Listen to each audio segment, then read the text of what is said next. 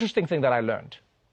And that is, a lot of people on TV didn't expect a war like this to happen in, let's say, certain neighborhoods. This is not a developing third world nation. This is Europe. These are prosperous middle-class people. These are not people trying to get away from areas in North Africa.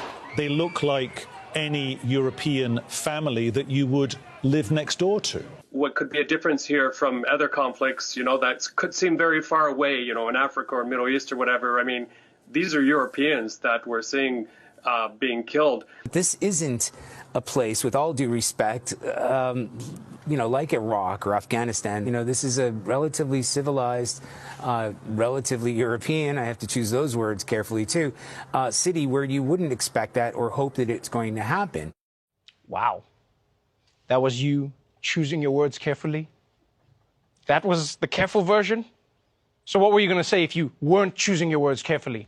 I just hope the next time this happens, it happens back in the Middle East where it belongs. Here's the thing, people. Here's the thing. Beyond the racism, right? Let's forget the racism. Oh, how I wish we could forget about the racism.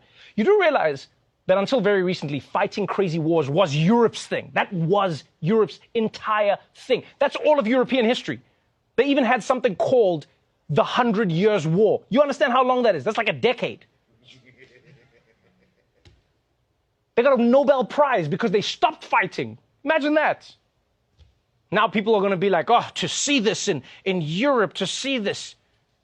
Like, I'll tell you now, I don't know about you, but I was shocked to see how many reporters around the world, by the way, seem to think that it's more of a tragedy when white people have to flee their countries.